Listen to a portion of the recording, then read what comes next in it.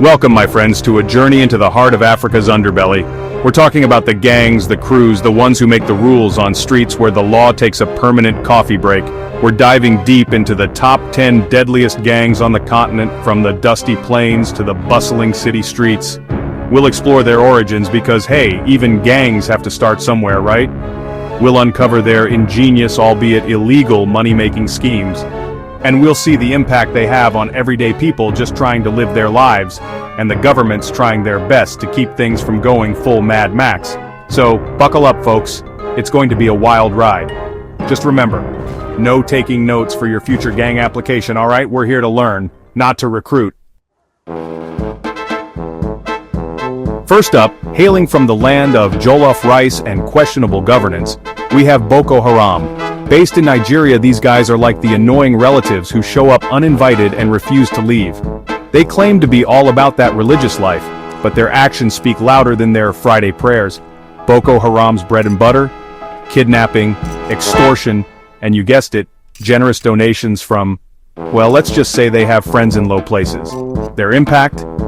Let's just say they make going to school a life or death decision, disrupt the government more than your average power outage, and instill fear in the hearts of everyday Nigerians.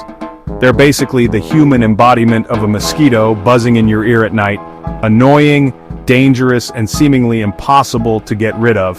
But hey, at least the Nigerian government is trying, right? Next up, we're heading over to Somalia, the land of beautiful beaches and, unfortunately, Al-Shabaab. Now, these guys are serious business. They make Boko Haram look like a bunch of kids playing dress-up in their dad's army surplus. Al-Shabaab controls large swaths of Somalia, running their own twisted version of government funded by, get this, the charcoal trade. That's right, they're eco-terrorists. They also dabble in extortion and receive foreign funding because, apparently, some people just want to watch the world burn. Their impact? Imagine a government that operates purely on fear and violence. That's Al-Shabaab for you.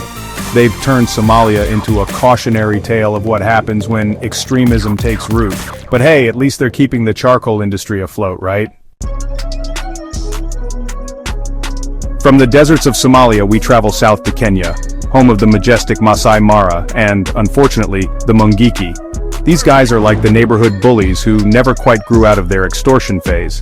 They're all about that local hustle, running protection rackets and levying illegal taxes on anyone who dares to do business on their turf. Their impact? They're like a constant low-grade fever on the Kenyan economy, undermining law enforcement and exploiting communities. They're the reason your mama always told you not to talk to strangers, especially ones offering protection for a small fee. Chapter 4. Hold on to your shanks, folks, because we're heading to South Africa, the land of Nelson Mandela and, unfortunately, the Numbers Gang. These guys are the undisputed rulers of the South African prison system, a terrifying thought considering their penchant for extreme violence.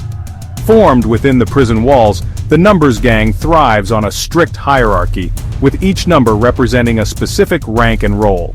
They control the drug trade, extort fellow inmates, and generally make life a living hell for anyone unfortunate enough to share a cell block with them.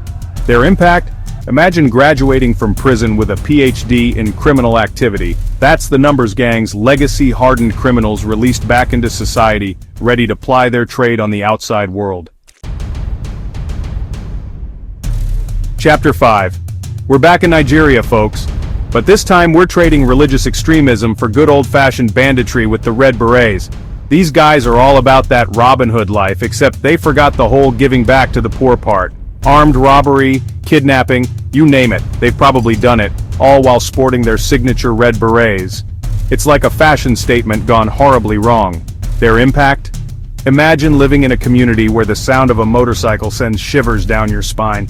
That's the reality for many Nigerians living in fear of the Red Berets. Chapter 6. Hold on to your laptops, folks, because we're diving into the world of cybercrime with Nigeria's Black Axe. These guys started as a university fraternity, which just goes to show that even the most innocuous beginnings can take a dark turn. Today, the Black Axe is a global crime syndicate involved in everything from internet fraud to human trafficking. They're like the evil tech startup you never wanted to invest in. Their impact? They're scamming grandmas out of their life savings, trafficking vulnerable people across borders, and generally making the internet a less friendly place, one phishing email at a time. Chapter 7. We're heading back to South Africa, this time to the Cape Flats, where a different kind of gang war is raging. Forget fancy names and elaborate hierarchies. These gangs are all about territory, drugs, and violence. The Americans have their Crips and Bloods, but in the Cape Flats, it's the Americans, the sexy boys, and the hard livings, all vying for control of the drug trade and the streets they operate on. Their impact? Imagine a community held hostage by fear and violence, where children grow up surrounded by gang activity. That's the reality in many parts of the Cape Flats, a stark reminder of the devastating impact of poverty, inequality, and the drug trade. Chapter 8. From the urban battlegrounds of Cape Town, we journey to the diamond-rich fields of Sierra Leone, home to the Camajors. These guys are a different breed of gang, a militia-turned-criminal enterprise fueled by the allure of diamonds and the chaos of a country still recovering from civil war. They were once hailed as heroes, fighting to protect their communities from rebel forces. But power corrupts, and the Camajors have since traded their savior status for a life of smuggling, extortion, and violence. Their impact? Imagine a country struggling to rebuild after a devastating civil war, only to be held back by those who once claimed to protect it.